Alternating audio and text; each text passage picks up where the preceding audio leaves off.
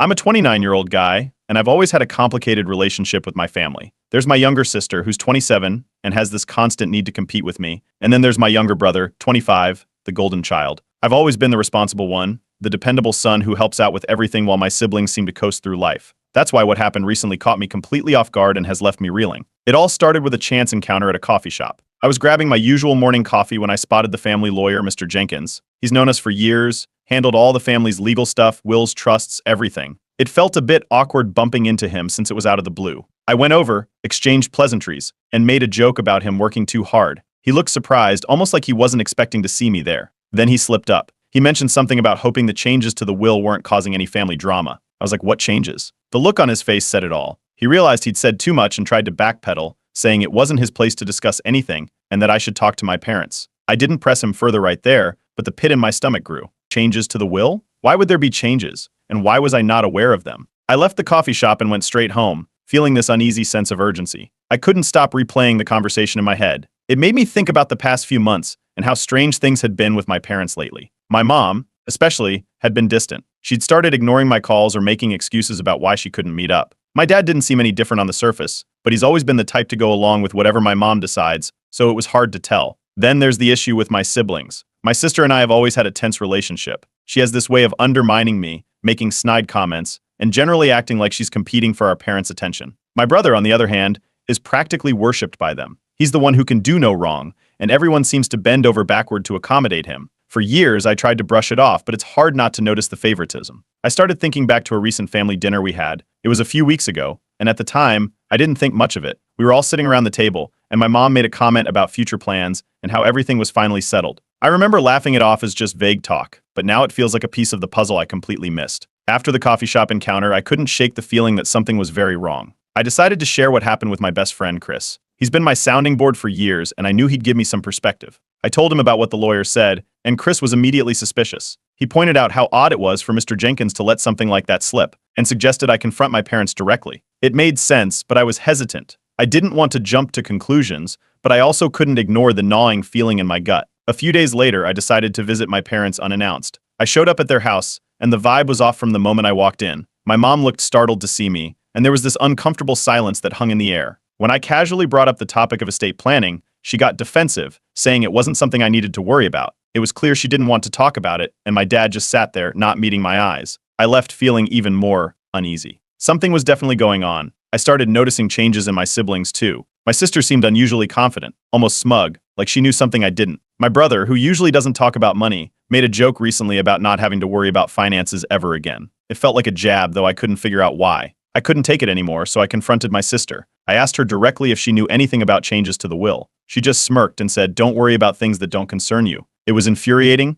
and I left more confused than ever. Finally, I went to my mom again, trying to get a straight answer. I asked her what was going on, why I was being left out of these decisions. She didn't look at me, just said, "We've made decisions we believe are fair," and then changed the topic. It was like hitting a brick wall. I started panicking a bit after that. I've always assumed that there would be some sort of safety net, that if anything happened, my parents would have our backs. But now, it felt like I was being pushed out, excluded from whatever plans they were making. I kept thinking about all the times I'd been there for them, driving them to appointments, helping with the house, while my siblings barely lifted a finger. I decided I needed answers, so I called Mr. Jenkins. He hesitated, clearly uncomfortable, but finally admitted there was indeed a change to the will. I wasn't included in it. He suggested I talk to my parents for more details, but I hung up, feeling like the floor had fallen out from under me. I never thought I'd be in this position, but here I am, blindsided by my own family. I can't let this slide. I need to find out why they cut me out, and I'm done playing nice. It's time to confront them and get the truth, once and for all. Update 1. After finding out that I was cut out of the will, I knew I couldn't just sit back and take it. I called my parents and siblings and told them we needed to meet. No more vague comments, no more dodging questions. I wanted answers, and I wanted them face to face. We agreed to meet at my parents' house, where all the family discussions have happened over the years. I remember walking in with my heart pounding, but I was determined. Whatever was going on, I wasn't leaving until I knew the truth. From the moment I stepped inside, the tension was thick. My mom was already in the living room, arms crossed, looking defensive. My dad was sitting quietly in his favorite armchair, staring at the floor. He wouldn't look at me, which was strange. Normally, he's the first to greet me, but this time it felt like he wanted to be anywhere but here. My sister was perched on the edge of the couch, scrolling through her phone like she couldn't care less. My brother, on the other hand, was leaning back with this smug look on his face, like he'd been waiting for this moment. He was the first to break the silence, chuckling and saying, "Well, it's about time we had this talk." That set the tone for the entire meeting. I knew then that whatever was about to happen, my brother was enjoying it. I didn't waste time. I asked them directly why I was removed from the will. I wanted a straight answer, no more evasions. My voice was steady, but I could feel the anger boiling underneath. My mom snapped back almost immediately, accusing me of being ungrateful. She said I had no right to question their decisions, and that I should be thankful for everything they've done for me. It was like she was trying to turn it around, making me look like the bad guy for even asking. My dad still hadn't said a word. He was slouched in his chair, avoiding eye contact. I could see his jaw clenching like he was struggling to keep quiet. It was obvious he was uncomfortable, but he wasn't stepping in to defend me or explain anything. I was on my own. Then my brother spoke up again, leaning forward with this arrogant grin. He said something like, "Oh, come on, you knew this was coming. You're always off doing your own thing. It's not like you needed their help anyway." He made it sound like it was obvious, like I should have expected this. It was infuriating, but before I could respond, my mom cut in again. She told me they made the change for my own good, saying I've always been independent and didn't need the financial support. She tried to spin it like it was a compliment, but it felt hollow. I've been the one who's helped them out the most, taking care of things, running errands, being there whenever they needed me. My siblings never did any of that. Her explanation didn't make sense, and I knew there had to be more to it. That's when my sister chimed in. She rolled her eyes and said, "You've never been around when it mattered," accusing me of distancing myself from the family. I couldn't believe what I was hearing. I've always been the one making the effort to keep in touch, to check in on them. It was like she'd rewritten history, making me out to be the one who abandoned the family, when it was really her and my brother who barely showed up unless there was something in it for them. Finally, my dad spoke up, but it wasn't the defense I was hoping for. He said they changed the will after I had a falling out with my brother a few years ago. He claimed they thought it was better for family harmony if they left me out, as if that would solve anything. It was like he'd bought into this lie that I was the problem child, the one causing all the issues, despite everything I've done to keep the peace. Then my brother made a slip up. He mentioned that the new will was signed right after he and my sister took our parents on an expensive vacation. I hadn't known about this trip. They'd kept it quiet. Suddenly, it all clicked. It wasn't about me being independent or keeping the family harmonious. My siblings had manipulated our parents, taking them on a luxury trip right before convincing them to cut me out of the will. It was clear what had happened, and I felt the ground shift beneath me. I couldn't hold back anymore. I called them out right there, accusing them of scheming and using our parents for their own gain. My voice was loud, echoing in the room, but I didn't care. My mom started crying, saying I was being disrespectful, while my dad finally snapped and told me to leave if I couldn't be civil. It was like they couldn't see how they'd been played, or maybe they just didn't want to admit it. I stormed out, slamming the door behind me. I drove straight to Chris's place, feeling like I was about to explode. He let me in, and I vented everything. How they'd lied, how my siblings had manipulated the entire situation. Chris was furious on my behalf, telling me I needed to fight back legally. He said it sounded like undue influence and I should contest the will. I wasn't sure if I wanted to go that far, but I knew I couldn't just let it go. I called a lawyer the next day to set up a meeting. I needed to know my options, not for the money, but because I couldn't let them get away with this. My family had tried to push me out, and now I was ready to push back. This isn't about the inheritance anymore. It's about exposing the truth and reclaiming my place in this family. Update 2. After storming out of the family meeting, I knew I needed professional help. I set up an appointment with a lawyer who specializes in family disputes and inheritance issues. Her office was small but packed with books and files, a sign she'd been through this type of thing many times. She listened carefully as I explained everything, how the will was changed, the weird behavior from my parents, and the shady vacation my siblings took them on right before the new will was signed. She leaned back in her chair and told me that challenging a will isn't easy, but it's not impossible either. The key would be proving undue influence, that my siblings manipulated our parents into cutting me out. I felt hesitant. This was my family, after all. But if I was going to uncover what really happened, I needed to dig deeper, even if it made me the villain in their eyes. I started gathering evidence. I went through old emails and text messages, looking for anything that might show a pattern of manipulation. I found messages from my sister to our parents, always dripping with concern, talking about how worried she was about their future and subtly planting the idea that my brother and she would take care of everything. Meanwhile, she'd always paint me as distant, as if I wasn't part of the family circle. It was subtle, but I could see how these small comments might have influenced them over time. I decided to reach out to my aunt, my mom's sister. We've always been close, and she's the kind of person who notices everything but doesn't get involved unless asked. I met her for coffee, and when I brought up the changes to the will, her expression shifted. She told me she'd noticed a change in my mom's behavior over the past couple of years, especially after the vacation my siblings took her and my dad on. My aunt said my mom seemed more anxious, easily swayed by what my brother and sister were saying. She then mentioned that my sister had casually brought up the will update during a family gathering, saying it was for the best and that everyone would be happier this way. My aunt didn't push back at the time, but she admitted she thought it was odd. While I was trying to piece everything together, my brother made a public mistake. He posted a photo on social media of himself standing in front of a newly purchased house, captioned, "Early retirement plans coming together nicely." He tagged my parents, who responded with a smiling emoji. I stared at the screen, feeling a mixture of disbelief and anger. My brother was openly celebrating his future inheritance, while I was still reeling from the news that I was cut out. It was a slap in the face. A few days later, my sister called me out of nowhere. Her tone was fake sweet. but her words were sharp. She accused me of digging up dirt and trying to ruin the family's harmony. She said our parents were upset with me for stirring the pot and that I needed to let it go. I could tell she was trying to guilt trip me, making me question if I was really the problem, but her defensiveness only made me more certain that I was onto something. Then my dad called. He sounded weaker than I'd ever heard him. He mentioned that his health was declining and said he didn't want to leave behind a legacy of family conflict. He asked me to drop everything for the sake of peace. I listened quietly, feeling torn. My dad's voice was filled with genuine concern, but it also felt like another attempt to manipulate me, like my siblings had convinced him that I was the one causing all the trouble. I talked to Chris about it, and he didn't hold back. He reminded me that my dad's plea for peace was probably influenced by my siblings. He urged me to stay focused, saying that guilt was a powerful tool they were using against me. Feeling like I was missing something big, I hired a private investigator. It felt extreme, but I needed to know what was really going on behind the scenes. A week later, the investigator came back with a report that nearly floored me. My sister had just bought a brand new luxury car, and my brother made a sizable down payment on his new house. Both purchases happened shortly after the vacation they took my parents on. It was clear they were already spending money they didn't even have yet, banking on the inheritance coming their way. Armed with this new evidence, I called another family meeting. This time I was ready. I laid out everything: the timing of the vacation, the luxury purchases, and the messages I'd found showing my sister's subtle manipulation. My parents looked stunned, exchanging glances. It was obvious they had no idea where the money for these big purchases had come from. My siblings had kept them in the dark, just like they'd tried to do with me. My brother's face turned red. He stood up, shouting that I was spying on them, that I was a jealous loser who couldn't handle seeing them succeed. He stormed out, slamming the door so hard the whole house shook. My sister didn't say a word, just sat there with her arms crossed, refusing to make eye contact. In the silence that followed, my mom finally broke down. She admitted that she felt pressured by my siblings to change the will. They'd convinced her that I was too independent and didn't need the money, while they were struggling. My dad looked like he'd been punched in the gut. He muttered that he never wanted any of this, that he just wanted to keep the family together. I left the house feeling hollow. I'd uncovered the truth, but now I wasn't sure what to do with it. I never wanted to destroy my family, but it's hard to ignore how easily they pushed me aside.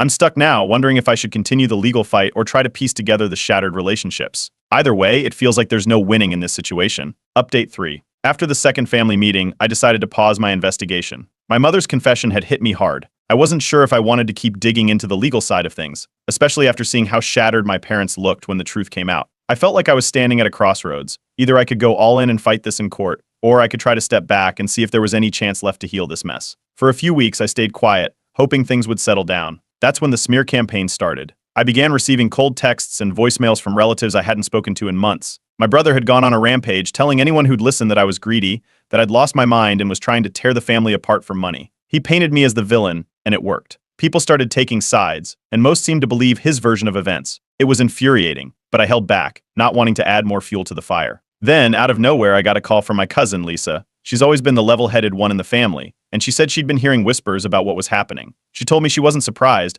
I wasn't the only one who noticed my siblings acting entitled over the years. She shared her own observations about how my sister had always dropped hints about things changing soon whenever she talked about our parents' estate. It was nice to know I wasn't completely alone in this, even if it was just one person. Lisa also dropped a bombshell. She'd overheard a conversation between my brother and my mom at a family barbecue a while back. They were discussing a secret account that my brother had set up with our mother. This account had seen some large deposits recently, and from the way my brother talked, it sounded like he was using it as a safety net, expecting a big payout once everything was finalized. I felt a surge of anger but also relief. This was the missing piece that explained a lot of their behavior. I decided it was time to talk to my dad alone. He'd been quiet throughout this whole ordeal, and I needed to hear from him directly. I went over to their house one evening when I knew my mom was out. My dad looked tired, older than I'd ever seen him. We sat down, and I told him everything I'd uncovered, including the secret account. He didn't seem surprised, just sad. He admitted that he'd felt pressured to go along with my siblings' demands. He said he'd hoped it would keep the peace, that he was afraid of losing his relationship with them if he didn't comply. Before I could respond, my dad suddenly clutched his chest, gasping for breath.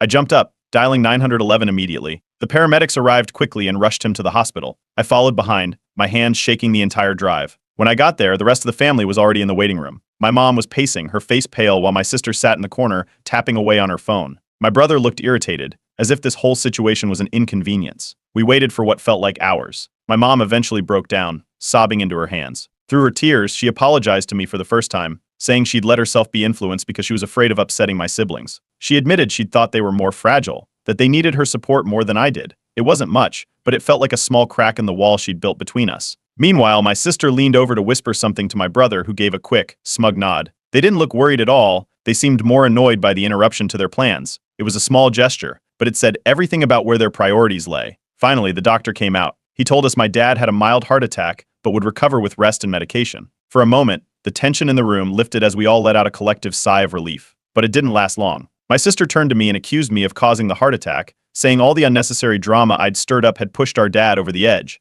I felt the rage bubbling up, but I forced myself to stay calm. I knew if I lost my temper, it would just prove her point. When my dad woke up, he asked to see me alone. I went into the room and he looked frail, but his eyes were clear. He apologized for everything, saying he'd been a coward for not standing up to my siblings. He said he was willing to change the will back to its original state, but only if I could find a way to make peace with them. He told me he didn't want his final days filled with conflict and begged me to try to reconcile. I stood there, feeling like the ground was shifting beneath me. My dad's request felt like a heavy weight. He was asking me to let go of everything, the betrayal, the lies, the manipulation, for the sake of family harmony. I told him I'd think about it, but I didn't know if I could forgive and forget so easily. I left the hospital and didn't say a word to my siblings as I walked past them. I need time to process everything. I'm not sure what my next move is, but one thing is clear. This family is broken in ways I never realized, and it's going to take more than an apology to fix it. For now, I'm not ready to forgive, but I'm willing to talk. I need to figure out if there's any path left to healing, or if the only way forward is to continue the fight. What do you all think? Should I try to reconcile for my dad's sake, or is it time to take a stand and go all the way with the legal battle?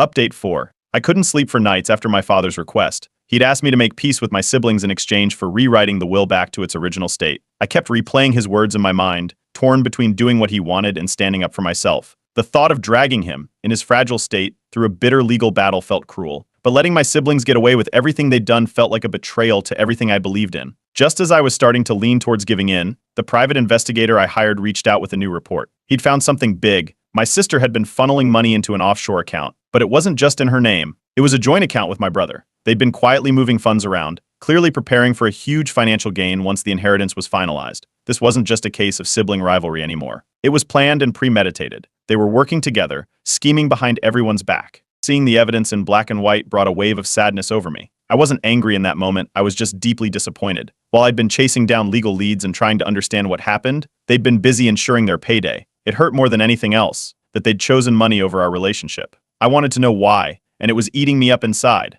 Then, something strange happened. I got an anonymous letter in the mail. It was handwritten, the words scrawled in a shaky script. It warned me to drop my investigation, saying, "Family secrets are better left buried." The letter didn't have a signature, but it felt like a threat. Was it for my siblings? Or was there something even darker lurking in the background? The paranoia set in, making me feel like I was missing an even bigger piece of the puzzle. A few days later, I was at home, still reeling from the letter, when my mom showed up at my door unannounced. She looked exhausted, like she hadn't slept in days. Her eyes were red and puffy, and for a moment she just stood there in silence. Then she broke down, telling me she felt like she'd lost control of the family and didn't know what to do anymore. She begged me to let it go, saying it was tearing my dad apart, that his health couldn't take the stress. For the first time, I didn't back down. I told her I was willing to consider reconciliation, but only if my siblings admitted what they'd done and made things right. I wanted a full family meeting where everything would be put on the table, no more secrets, no more manipulations. She agreed to set it up, and a few days later, we all gathered once more at my parents' house. My siblings arrived with those familiar smug smiles,